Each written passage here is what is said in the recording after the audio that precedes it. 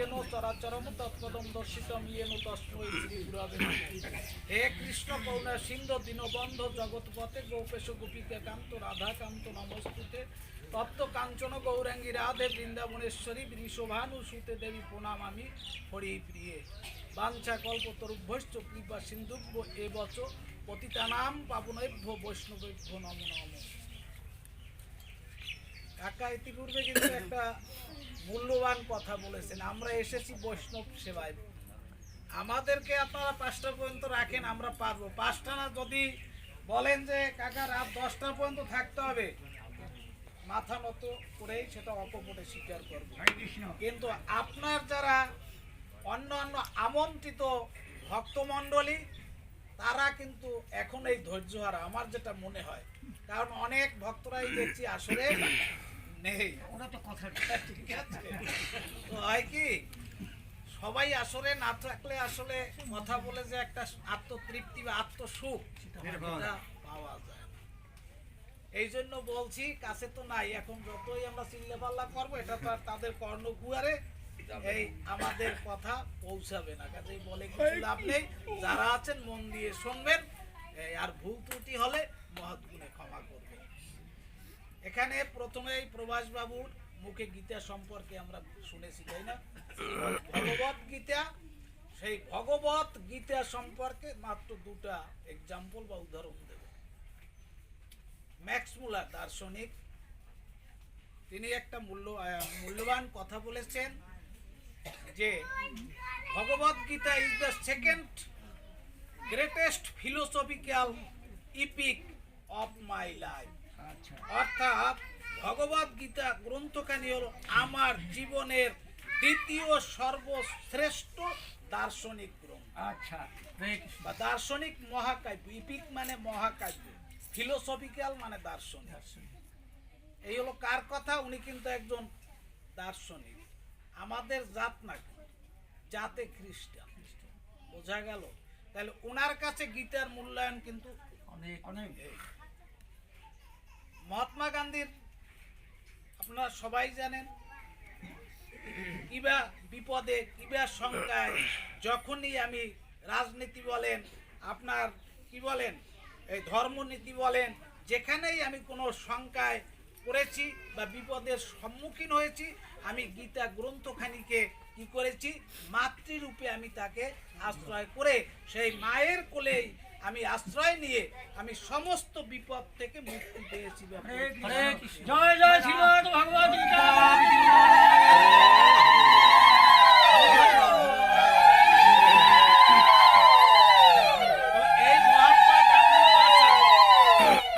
এই মহাত্মা গান্ধীজির বাসায় একবার এক ইংরেজ গিয়েছিলেন।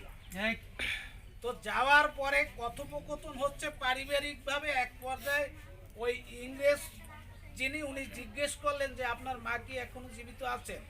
বলছেন হ্যাঁ, আমার মা এখনো জীবিত আছেন। উনি আশ্চর্য হয়ে গেলেন যে মহাত্মা গান্ধী একখানা কি জোষ্ঠিয়াতে হাঁটাচলা করেন, তার মা এখনো জীবিত আছে, এটা কি করে হয়? তাইলে একবার ওনাকে আমার একটু দেখা দরকার। এই তখন বললেন তাহলে আপনার মাকে আমি একটু দেখবো, দয়া করে একটু সামনে যদি আনেন তাহলে আমি দেখতে পারি। বলছে আচ্ছা ঠিক আছে, আপনি বসুন। উনি ওনার অন্দরে প্রবেশ করে কি করলেন, শ্রীমদ্ ভগবত গীতা গ্রন্থখানি বুকে ঝরিয়ে ধরে এনে ওই ইংরেজের কাছে দিলেন, এই আমার মা। হরে কৃষ্ণ। এই হলো মহাত্মা গান্ধীর অনুভূতি। এবার আরেকটু বলি গীতা সম্পর্কে।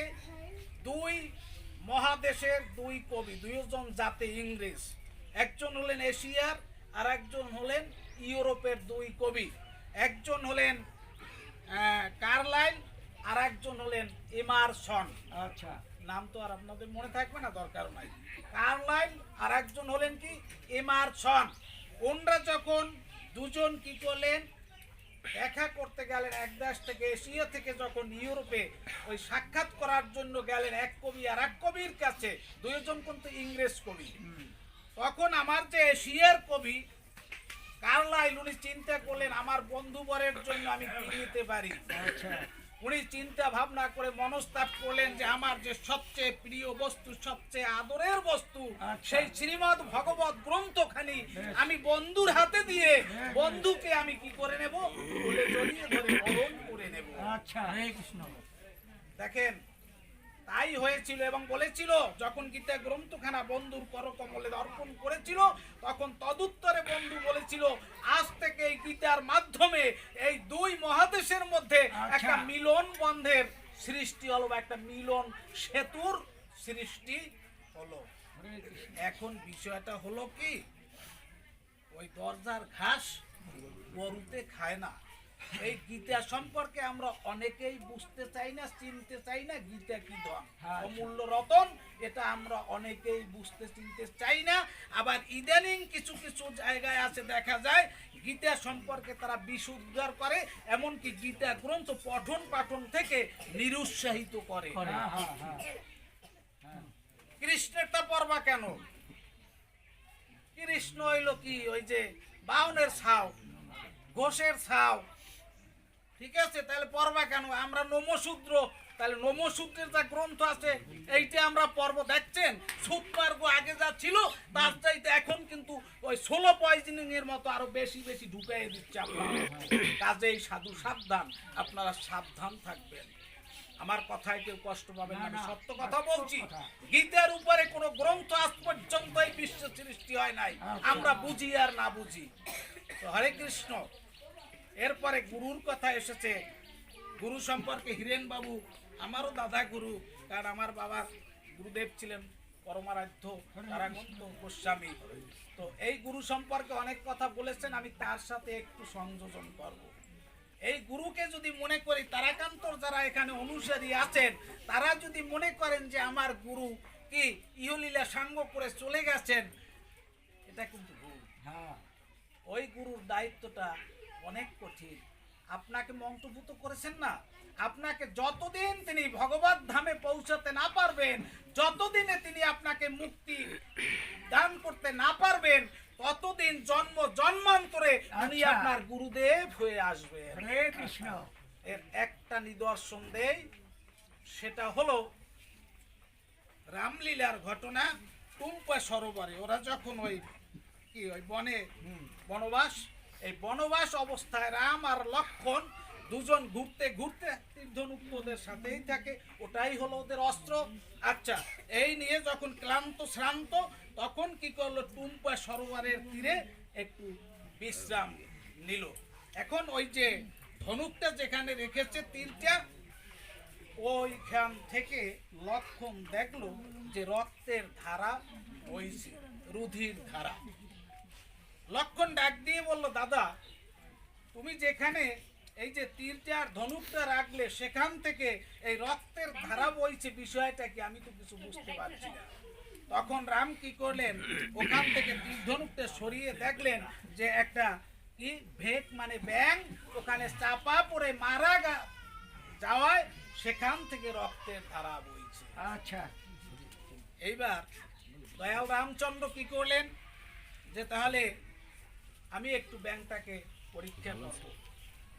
ব্যাংকে জিজ্ঞাসা করলো যে তুমি যখন তীরধনুক চাপা পড়লে, আচ্ছা, তখন তুমি আমাকে স্মরণ করনি কেন, আমাকে ডাকনি কেন? বললেন, প্রভু আমাকে যখন সর্পে ধরে আমি তখন দয়াল রাম রাম বলে আর্তনাদ করি সেই সর্পের হাত থেকে বাঁচার জন্য। আজ তুমি দয়া করে কৃপা করে প্রভু তুমি আমাকে ধরেছ, আমার তো আর এই জগতে ডাকার কাউকে প্রয়োজন হয় না। কারণ যে রামচন্দ্রকে ডেকে আমি সমস্ত বিপদ থেকে পরিত্রাণ পাই, সেই আমার দয়ালু ভগবান তুমি আজকে নিজ গুণে কৃপা করে আমাকে ধরেছ। কাজেই আর তো আমার এই জগতে ডাকার কাউকে প্রয়োজন হয় না। ব্যাঙের মুখে এই কথা শুনে আমার প্রভু চিন্তা করলো, এ তো সাধারণ ব্যাঙ নয়, তাহলে একে আরেকটু পরীক্ষা করে দেখি। আচ্ছা বললো, তুমি তো হেক ঠিক আছে, কিন্তু কোন ব্যাঙের মুখে তো এই রকমের কথা আসলে দুষ্প্রাপ্য বা শোনা যায় না। তুমি যদি বলো তোমার প্রকৃত পরিচয় কি? সদুত্তরে ওই ব্যাঙটি বলেছিল, আমার প্রকৃত পরিচয়, আমি কর্ণ মুনি। পূর্ব লীলায় আমি ছিলাম কর্ণ মুনি, আর আমার গুরুদেব ছিলেন বিশ্বাবসু মুনি। তো প্রতিনিয়ত আমি গুরুদেবের কি করতাম, অঙ্গে তৈল মর্দন করতাম। একদিন এই তার চরণে তৈল মর্দন করতে গিয়ে প্রভু একটু নখের আঁচড় পেয়ে আমাকে ওই যে ব্যথা পেল, এই জন্য অভিসম্পদ করেছিল, তুই ভেক হয়ে জন্মগ্রহণ করবি। আমার গুরুদেবের অভিশাপে আমি ভেক হয়ে জন্মগ্রহণ করেছি। তো যখন এই অভিশাপ দিয়েছিল, প্রভুকে বলেছিলাম, প্রভু তুমি তো আমাকে অভিশাপ দিলে, দয়া করে তাহলে এবার একটু আশীর্বাদ দিয়ে যাও। বলেছিল, তোকে আমি এই আশীর্বাদও দিলাম, এই তুই পরবর্তীতে রামের হাতে তোর যখন এই মানে কি লীলা ভবলীলা সাঙ্গ হবে, তার পরের লীলায় তুই আমার সেই কি গোপালের বা কৃষ্ণের চরণের ডান চরণের নূপুর হবি। জয় গুরু আশীর্বাদ দিলেন।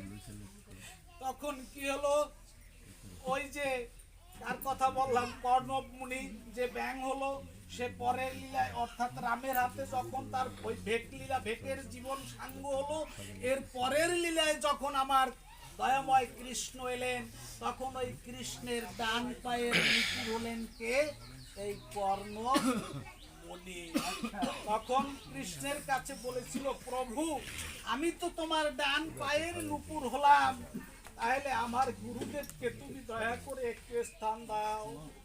তখন বলেছিল, গুরুদেব তো কি পূজনীয় বা পূজ্য, কাজেই তার স্থান হবে আমার বাম চরণে।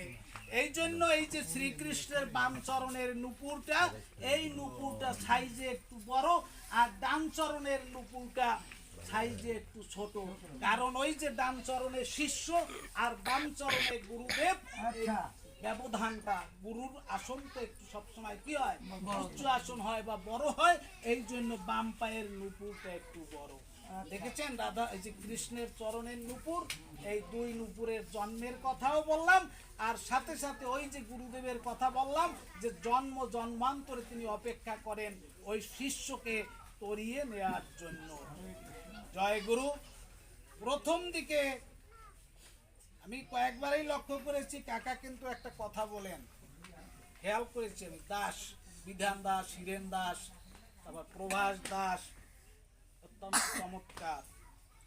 কারণ কি, চৈতন্য চৈতামৃতের মীমাংসা, জীবের স্বরূপ হয় নিত্য কৃষ্ণ দাস। আমি রায়, আমি ধরামি, আমি বিশ্বাস, আমি বড়াল, আমি বারই, এটা আমাদের এই ক্ষণিকের পরিচয়। ঠিক আছে, দুদিনের এই যে আমরা এই লীলায় আছি, এই লীলাকালীন পরিচয়, কিন্তু আমাদের প্রকৃত স্বরূপ বা প্রকৃত পরিচয় হলো আমরা কৃষ্ণের নিত্য দাস। আমাদের এটা হলো মূল স্বরূপ। তো যাই হোক, প্রভাস বাবুর কথায় যেখানে ছিল সেখান থেকে একটু ধরি, যে এই যে প্রথম গানখানা ধুলির কথা বলা হয়েছে, ধুলিকে কি করা হয়েছে, সবচেয়ে বড় স্থান দেয়া হয়েছে, তাই না? এখন এই যে এত কিছু থাকতে একটু চরণ ধুলি, তাও আবার পায়ের ধুলা, পায়ের ধুলাটাকে বড় করা হলো, আবার তার স্থান কোথায়, মস্তক। এরও তো কারণ আছে নাকি, আছে না? আমি দর্শন করেছি, মাস্টার্সে কার্য কারণ একটা তত্ত্ব আছে অ্যারিস্টটলের, অর্থাৎ কারণ ছাড়া কোনো কার্য এই জগতে সংগঠিত হয় না, প্রত্যেকটা কার্যের পিছনে একটা কারণ নিহিত থাকে। তো কারণটা কি, যেখানে প্রভাস বাবু ছিলেন, যে নারদ মুনিকে পরীক্ষার জন্য যে বড় ভক্ত সবচেয়ে কে, তখন কৃষ্ণ রসময় একটু ছলনায় কি করেছিল, যে আমার শিরোপীড়া হয়েছে, এইটা ভালো হবে কিসে, নিজেই আবার কপট বৈদ্য সাজলো। এখন ওই মা উতলা হয়ে গেছে, কৃষ্ণের বা গোপালের শিরোপীড়া হয়েছে, ওই কৃষ্ণকে বলল যে তাহলে কি করব, বলছে দেখো কোনো বৈদ্য টদ্য যদি পাও, কবিরাজ যদি পাও। নিজেই আবার কি হলো, কপট বৈদ্য সাজলো।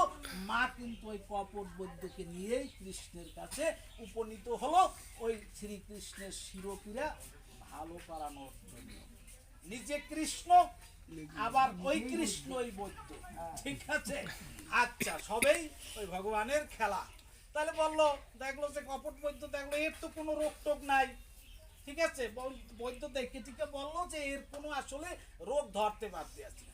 তখন কৃষ্ণকে বললো যে তাহলে কি করব, আমি তো কিছু বুঝতে পারছি না। মা কান্নাকাটি করে, মায়ের মন বুঝছেন না। এরপরে কৃষ্ণ বলছে, মা তাহলে একটা কাজ করো, এই ত্রিজগতে যে ভক্ত, এমন যদি কোনো ভক্ত থাকে যে তার চরণধুলি আমাকে দিতে পারবে, সেই ভক্তের চরণধুলি আমি আমার মস্তকে তুলে নিলে আমার এই শিরোপীড়া ভালো হয়ে যাবে। জয় গুরু। ত্রিজগৎ ঘুরে এলো কে? নারদ মুনি। ঘুরতে ঘুরতে যখন বৃন্দাবনে গিয়ে ওই গোপীদের কাছে তার এই মনের আকুতি জানালো, কোন গোপী এই রাজি হলো না চরণ ধুলি দিতে। একমাত্র শ্রীমতী রায় মনে মনে চিন্তা করলো, তাই যদি আমার চরণ ধুলার বলে আমার কানাই ভালো হয়ে যায়, সেই ধুলি দিতে আমার কোনো মানা নাই। বলেছিল নারদ মুনিকে। তখন বলল নারদ মুনি, তোমার এতখানি কাছে দাও, ওই আঁচলের উপরে আমি চরণ ধুলি দেব। তখন কি করলো? শ্রীমতী রায় চরণ ধুলি দিল, আর নারদ মুনি আঁচলে বেঁধে ওই চরণ ধুলি নিয়ে আমার কানাইয়ের শিরে দিয়েছিল, এবং কানাইয়ের কি হলো? শিরোপীড়া ভালো। আসলে এটা তো জাস্ট একটা ভক্তকে পরীক্ষা করা, ঠিক আছে। সবেই তো ছলনা।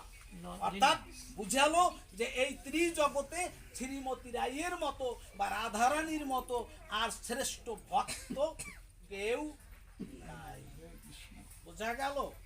আচ্ছা, এই যে ভক্তের তত্ত্ব, এখানে দেখেন ভক্ত কাকে বলে আর ভক্তিই বা কাকে বলে।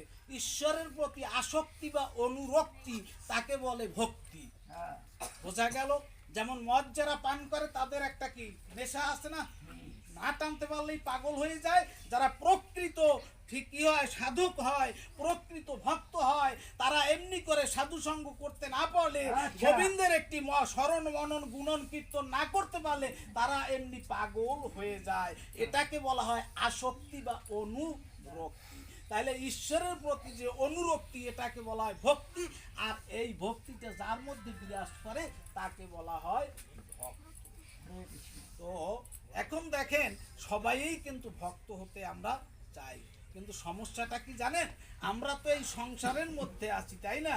এখন ওই জায়গায় একটু কথা আছে, ওই যে চরণধুলির বিষয়টা আরেকটু সংযোজন করে আসি। এখন এই এত কিছু থাকতে চরণধুলি বড় করলো, একবার আলাপ করছিলাম না, কেন করলো? প্রত্যেকে আমরা যখন মাতৃ জঠরে ছিলাম, সপ্তম মাসে কি করেছিল? গোবিন্দ এসে দেখা দিয়েছিল যে তোমাকে জম্বদ্বীপে যেতে হবে। বলেছিল, প্রভু এই মায়াময় জম্বদ্বীপে আমি যাব না, কারণ ওখানে গেলে তোমাকে ভুলে যাব। ওই সপ্তম মাসে প্রত্যেকের কর্ণকুয়ারে গোবিন্দ আমাদেরকে কি করেছেন?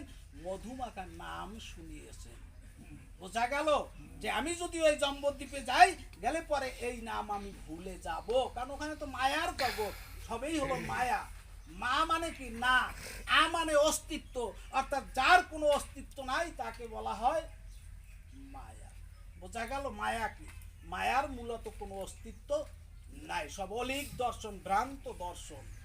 রাত্রে এখান থেকে হেঁটে যাব, সামনে যদি একটা কলা গাছের একটা কি বলি আমরা, ওই পাতা, একটা পাতা যদি এরকম একটু নিচু থাকে, এরকম একটু ভাঁজ করা থাকে, ওটাকে ওই আলো ছায়ায় আবছা আবছা মনে হবে কি একটা বধূ যেন ঘোমটা দিয়ে দাঁড়িয়ে আছে। এটাকে বলা হয় ভ্রান্ত দর্শন বা অলীক দর্শন। সর্প একটা রাস্তায় আছে, ওটাকে মনে হবে যেন একটা, বা একটা রজ্জু পড়ে আছে, ওটাকে মনে হবে যেন একটা সর্প, একটা সাপ পড়ে আছে। এটাই হলো ভ্রান্ত দর্শন। তাহলে মায়াটা হলো এমনি ভ্রান্ত বা অলীক বা ছলনা মাত্র। তো যাই হোক, এখন দেখেন এই সপ্তম মাসে আমি ছিলাম মাতৃগর্ভে। আমার কিরকম ছিলাম? হেট মুন্ডে ঊর্ধ্ব পদে, অর্থাৎ আমার মস্তক ছিল নিচের দিকে, আর আমার পা দুটো ছিল কোথায়? উপরের দিকে, মাতৃ জঠরে। গোবিন্দ তখন সপ্তম মাসে আমার পায়ের উপরে ভর করে দাঁড়িয়ে আমার সাথে কথোপকথন করেছিলেন। এই জন্য প্রত্যেকটা নরনারীর সমস্ত অঙ্গ প্রত্যঙ্গের মধ্যে এই পায়ের মূল্যটা অনেক বেশি। বোঝা গেল? জয় গুরু। কথা শেষ করে দেই নাকি? অনেক কথা তো বলছি, আসলে আলোচনার ধারেও আমি যাইতে পারি নাই। তো যাই হোক, এখন দেখেন এই যে আমরা যা কিছুই করি না কেন আমাদের একটা কথা মনে রাখতে হবে, এখানে আমরা কেউই স্থায়ীভাবে থাকতে পারবো না। পারবো? আমি 38 বছর, হিরেন বাবু 38-39 বছর যে চেয়ারটায় আমরা ছিলাম, আজকে হিরেন বাবুর আমার কি সেই চেয়ারটা আছে? না আছে। আমি ওখানে গিয়ে কি আর বসতে পারবো? না। আমার বাবার যে সার্টিফিকেট গুলো আছে, আমার যে সার্টিফিকেট গুলো আছে, ওই সার্টিফিকেট দিয়ে কোনো কাজ হবে এখন আর? না আমার বাবার যে জমি জমা, বাবা কি সাথে কিছু নিয়ে যেতে পেরেছেন? কিছুই নিতে পারেননি। তবে কি জানেন, এই যে আমরা জড়জাগতিক কিছু পণ্ডিত আছি, আমরা পাণ্ডিত্যের কি করি? বড়াই করি। আর পাণ্ডিত্যের বড়াই করতে যাইয়া অনেকে কি করি? অকাট্য যুক্তি তর্কের লড়াই করি। এটাও মূলত ঠিক নয়, কারণ এই যে জড়জাগতিক পাণ্ডিত্য, এটা মূলত কোনো পাণ্ডিত্য নয়। যার সাক্ষাৎ প্রমাণ চৈতন্য চরিতামৃতে, একটু 2-1 মিনিট সময় নেই, যেখানে দেখা গেল কেশব কাশ্মীরি দিগ্বিজয়ী পণ্ডিত সমস্ত দিক অর্থাৎ ভারতবর্ষ জয় করে যখন আমার নিমাইয়ের টোলে মানে কি হলো, এসে উপনীত হলো। নিমাই মানে উদীয়মান সন্ন্যাসী বা উদীয়মান পণ্ডিত, নবীন সন্ন্যাসী, বয়স একদম কম, কত 16-17 বা 18 বছর বয়স। আচ্ছা, এই সময় টোলে পড়াতো, মানে একদম মধ্য সব কিছু ব্যাকরণ তীর্থ যা কিছু সব তার কি বলে একদম কি বলে মানুষ পাটে। ঠিক আছে, তো ওই কেশব কাশ্মীরি চিন্তা করলো এতটুকু ছেলে, এখন ওর কাছে যখন আসলো, বসলো, বাক্য বিনিময় হলো, এক পর্যায়ে বললো যে আপনি একটু গঙ্গার মাহাত্ম্য আমাকে শ্রবণ করান। আমি অল্পের মধ্যে শেষ করে দেবো, ভিতরে ঢুকবো না। গঙ্গার শ্লোকটা 100 শ্লোক ঝড়ের মতো বললে ফেললো কে? কেশব কাশ্মীরি 100টা শ্লোক ঝড়ের মতো বলছে। কথাটা খেয়াল করেন। এখন উনি হাহু কোনো কিছু করেননি, আটু কোনো শব্দ করেননি আমার নিমাই। এক পর্যায়ে শ্লোকগুলো বলার পরে যে আমি এতগুলো শ্লোক বললাম, তুমি তো একটা শ্লোকেও মানে সম্মতিও দিলে না বা নেতিবাচক মনোভাবও পোষণ করলে না, বিষয়টা কি? তদুত্তরে নিমাই বলেছিল আমি আপনার শ্লোকগুলো সব শুনেছি, এবার উনি একটা শ্লোকের একটু ব্যাখ্যা করেন। তাই উনি ভেবেছিলেন যে 100 শ্লোক বলছি, হয়তো 48 নম্বর বা 46 নম্বর বা 58 নম্বর এইরকম বলবে। কিন্তু দেখা গেল ওই নিমাই ছোকরা কি করলো, মহত্তম গঙ্গায়া সতত ইদমা ভাতি বিতরম, জগদেশা শ্রী বিষ্ণুর চরণ কমল উৎপত্তি সুভোগা, দ্বিতীয় শ্রী লক্ষ্মীরেব সুর নরৈর অর্চনা, ভবানীর ভর্তা শিরসী বিভতব্য অদ্ভুত গুণা। শ্লোকটা বলেই বললেন যে আপনি এই শ্লোকটার ব্যাখ্যা করুন। এখন ব্যাখ্যা করছে, বলছে আপনার ব্যাখ্যায় ভুল আছে। এই ভুলের দিকে কাকা যাওয়ার সময় নাই। তো যাই হোক, ওইখানে 5টা ভুল ধরলেন আমার নিমাই, প্রথম চরণে এবং দ্বিতীয় চরণে 2টা ভুল ধরলেন। আমরা বাংলা গ্রামার যারা পড়েছি বা পণ্ডিতি করেছি, প্রথম বাক্যের কি হয়? সাবজেক্ট মানে কি? সাবজেক্ট মানে উদ্দেশ্য, তারপরে কি হয়? অবজেক্ট বা প্রেডিকেট মানে বিধেয়। এই প্রথম লাইনে একটা ভুল ছিল, ইদমটা হইলো সাবজেক্ট মানে কি বলে বিশেষ্য, ওইটাকে নিয়ে গেল কোন জায়গায়? মহত্তম গঙ্গায়ার পরে। আর হলো কি দ্বিতীয় শ্রী লক্ষ্মীরেব, এই দ্বিতীয়টা যাবে পরে লক্ষ্মীর, ওইটাকে নিয়ে এলো আগে। এই 2টা ভুলের নাম হলো অবিমৃষ্ট বিধেয়াংশ দোষ। এই 2 লাইনে এক দোষ ধরলো, যেটার নাম হলো অবিমৃষ্ট বিধেয়াংশ দোষ। এরপর দেখেন ভবানী ভর্তা, ভবানী মানে কি? ভবপত্নী যে, তাকে বলা হয় ভবানী। ভব শব্দের অর্থ কি? শিব। আর ভবানী মানে কি? শিবানী, তাই না? তাহলে ভবানী ভর্তা, ভবানী বললেই বোঝা যায় যে শিবের স্ত্রী, তাই না? মানে পার্বতী বা দুর্গা। এখন যদি বলে ভবানীর ভর্তা, তার মানে কি? শিবের স্ত্রীর আর একটা স্বামী, এইটা বুঝায়। উনি বললেন যে আপনি যে এই ভর্তাটা আবার শেষে যোগ করলেন, এ থেকে বোঝা গেল যে শিবের স্ত্রীর আর একজন স্বামী আছে, তাহলে এইখানে একটা দোষ আছে। ঠিক আছে, এই আর একটা দোষ ধরলো। আচ্ছা, এই দোষের নাম হলো আপনার, যাই হোক দোষটার নাম মনে নেই। এরপরে দেখেন আবার শেষের লাইনে বিভতব্য পর্যন্ত শেষ হয়ে যায়, বাক্যের বিশেষণ হয়ে গেছে। এরপরে আবার অদ্ভুত গুণ একটা বললো, শব্দ যোগ করে দিল, বললো এটার নাম হলো সমাপ্ত পুনরুক্ততা দোষ। অর্থাৎ বাক্যের অর্থ শেষ হওয়ার পরও আপনি আবার আর একটা শব্দ যোজন করেছেন, এই আর এক ভুল, যেটার নাম হলো কি সমাপ্ত পুনরুক্ততা দোষ। আর ওইটাও মনে পড়ছে ভবানীর ভর্তা, ওটা হলো বৃদ্ধমতিকারিতা দোষ। এই আর একটা বললো যে প্রথম লাইনে, তৃতীয় লাইনে, চতুর্থ লাইনে আপনার সুন্দর অলংকার আছে। প্রথম লাইনে 5টা ত আছে, তৃতীয় লাইনে আচ্ছা 5টা র আছে, আর চতুর্থ লাইনে 4টা হ আছে, কিন্তু দ্বিতীয় লাইনে এমনি কোনো অনুপ্রাস বা অলংকার নেই। এই হলো আর একটা দোষ, বোঝা গেল? এই হলো আর একটা দোষ। তাহলে এই 5 লাইনে 5টা দোষ যখন ধরলো, ও মনক্ষুণ্ণ হয়ে কেশব কাশ্মীরি জগতে কারো কাছে পরাজিত হয়নি, আজকের পরাজিত হয়ে বাড়িতে যাইয়া কি করেছে, রজনীতে নিদ্রা গেল। যখন নিদ্রা গেল, ঘুম কি হয়? যদি মানে যারা জীবনে কোনো জায়গায় পরাস্ত হয় না, তারা যদি কাব্য যুদ্ধে হেরে যায়, ওই চিন্তায় চিন্তায় ঘুমায় না। আর কেশব কাশ্মীরি যেন তেন পণ্ডিত না, যার রসনায় স্বয়ং সরস্বতীর অধিষ্ঠান, স্বয়ং সরস্বতী বাস করে কার? কেশব কাশ্মীরির জিহবায়। রাত্রে যখন ঘুম আইলো, সরস্বতীকে ডাকতে শুরু করলো।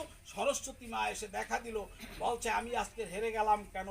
বলছে ওরে মূর্খ, তুমি আজকে যার কাছে হেরেছো এইটা হেরা নয়, এইটা হারা নয়, তুমি যে আজকে স্বয়ং প্রভু শ্রী গৌরের দর্শন পেয়েছো, তোমার জীবনে এর চাইতে বড় পাওয়ার কিছু নাই।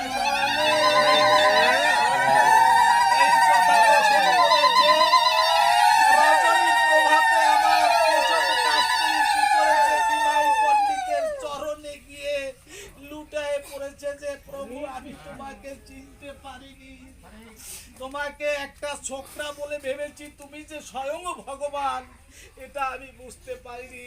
তখন বলেছিল যেটার জন্য, যে এই যে আমাদের বিদ্যা টিদ্যা আছে এইটার জন্য মূলত এইটা বলা, তখন বলেছিল যে দিক বিজয় করিব বিদ্যার কার্য নহে, ঈশ্বরে ভজিলে সেই বিদ্যা কহে, সেই সে বিদ্যার ফল জানিও নিশ্চয়, কৃষ্ণ পদে যদি চিত্ত বৃত্ত রয়।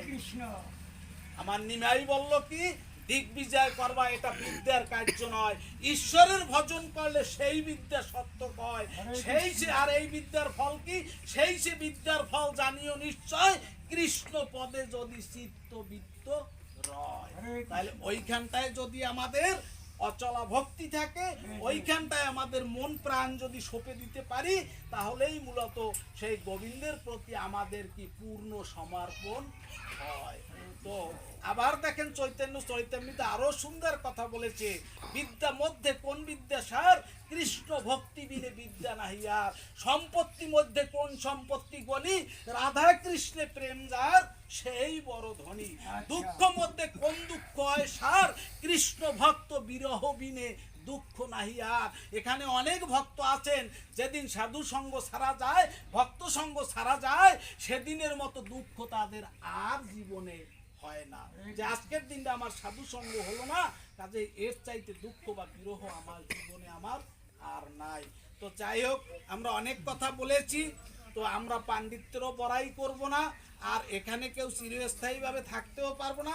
এই চিন্তা ভাবনা করে আমরা সেই গুরুগত মনোপ্রাণ নিয়ে আমাদের জন্য গৌর সুন্দর যে মহৌষধি দিয়ে গেছেন, অর্থাৎ নাম, সেই নাম নিয়ে আমরা কি করব, সতত শয়নে স্বপনে আমরা সেই নাম স্মরণ মনন করবো, জপ করবো। কেননা আমার পরিষ্কার বলা আছে, যেই নাম সেই কৃষ্ণ, চৈতন্য চৈতামৃতে, যেই নাম সেই কৃষ্ণ ভজন ইচ্ছা করি, নামের মাঝে আছেন আপনি শ্রী হরি, ওই নামের মাঝেই আমার শ্রী হরি। এটা কোন দিন হয়েছে, কিভাবে নামের মধ্যে আমার প্রভু আছে, এর ব্যাখ্যা দিতে হইলে আর এক আসরের দরকার আছে। তো যাই হোক, সেদিকে আমরা আর যাব না। আর একটা কথা আছে, এই যে নাম আর এই যে বিগ্রহ, এটা তো একটা বিগ্রহ, তাই না? আর স্বয়ং কৃষ্ণ যদি কারো সামনে এসে দেখা দেয়, এই নাম বিগ্রহ স্বরূপ তিনে এক রূপ, তিনে ভেদ নাই চিদানন্দ রূপ, এই তিনের মধ্যে কোনো ভেদ নাই। কিন্তু জীবের ধর্ম হলো নাম দেহ স্বরূপে বিভেদ। এইটা আমরা ভেদ করি যে এটা তো একটা ফটো, আমরা ভেদ করি, কিন্তু ওই ফটো আর ওই গোবিন্দের নাম আর সাক্ষাৎ গোবিন্দ, এই তিন কিন্তু এক সত্তা, এক বস্তু, এর মধ্যে কোনো পার্থক্য নাই। কাজেই আমাদের সর্বশেষ গৌর সুন্দরের যে কি মধুর নাম, সেই নাম আমাদের প্রত্যেকের সম্বল হবে। আর দ্বিতীয় কথা হলো এই নাম নিয়ে যেন আমরা আবার টানাটানি হানাহানি না করি। কেননা এই যে হরি শব্দ আমরা যারা বুঝি না তারা মনে করি যে ওরাকান্দির ঠাকুর হরিনাম দিয়ে গেছে, তাহলে এই হরিনামেই তো আমাদের সার। আচ্ছা, ওই হরিনাম আর এই কৃষ্ণ নামের মধ্যে কোনো পার্থক্য নাই। কিভাবে আমি বুঝাই? হকারে কৃষ্ণ, রিকারে শ্রীমতী আদ্যা শক্তি রাধা। হরি শব্দের মধ্যে রাধা কৃষ্ণ যুগল রূপে বাধা। ওই হরি শব্দের মধ্যেও রাধা কৃষ্ণ আমার যুগল রূপে বাধা। আর ওই যে 16 নাম 32 অক্ষর, তার থেকে 3টা শব্দ হরে আর কৃষ্ণ আর রাম। এই হরে শব্দে হয় কি কৃষ্ণমন, হরে যেই আহ্লাদ রূপিণী, হরে শব্দে হয় সেই রাধা ঠাকুরানী। বোঝা গেল? হরে শব্দে কে? রাধা ঠাকুরানী। মনে রাখতে হবে এই হরে শব্দে কে? রাধা ঠাকুরানী। আর কৃষ্ণ ক্রিয়াদি গোপীগণের রত্ন পুষ্টি করে, অতএব কৃষ্ণ নাম বলি সে কারণে। এখন এই যত ব্রজ গোপী আছে, শুধু ব্রজ গোপী না, এই বিশ্ব চরাচরের যত ভূতগণ আছে, ভূত বললে আবার কিন্তু অনেক এই যে শয়তান মানে মর্গে ভূত হইছে। ভূত মানে জীব সকল, বুঝতে হবে, অর্থ বুঝতে হবে। ভূত মানে কি? জীব সকল। তাহলে এই যত জীব আছে, এই জীবের একমাত্র মনোরঞ্জন করতে পারে কে? একমাত্র ভগবান কৃষ্ণ। বোঝা গেল? এই জন্য ওই কৃষ্ণ নামে কৃষ্ণকে বুঝায়। এই গেল দুটা। আর কি? রাম না, রাধার সঙ্গে সদা করে রমন, অতএব রাম নাম বলি সে কারণ। রাধার সঙ্গে সদা রমন করে কে? একমাত্র আমার প্রাণ গোবিন্দ। এছাড়া কারো সাধ্য নাই রাধার মনকে হরণ করে বা চুরি করতে পারে। এই জন্য ওই রাম শব্দ কৃষ্ণ হয়। রাধার সঙ্গে সদা করে রমন, অতএব রাম নাম বলি সে কারণ। এই 3 শব্দ থেকে দেখা গেল 2টা শব্দ বেরিয়ে আসছে। সেই 2টা শব্দ হলো কি? রাধা আর কৃষ্ণ। এই রাধার কৃষ্ণ যখন আদিতে তারা 2 অঙ্গে 1 অঙ্গ ছিল, অর্থাৎ সেই নামটাই হলো হরি। বোঝা গেল? সেই নামটাই ছিল হরি। যদি কেউ মনে করি এই হরি 200 বছর আগের এই নামটা আসছে, আসলে ভুল। সত্যনারায়ণ প্রীতে কি? হরি হরি, তাই না? হ্যাঁ, রাম সীতা প্রীতে কি? হরি হরি। তাহলে এটা কি 200 বছর আগে আসছে হরি শব্দটা? গীতায় লক্ষ্য করে দেখবেন, ভাগবতে লক্ষ্য করে দেখবেন, চৈতন্য চরিতামৃতে লক্ষ্য করে দেখবেন, হরি শব্দটা অনেকবার আছে, অনেকবার আছে।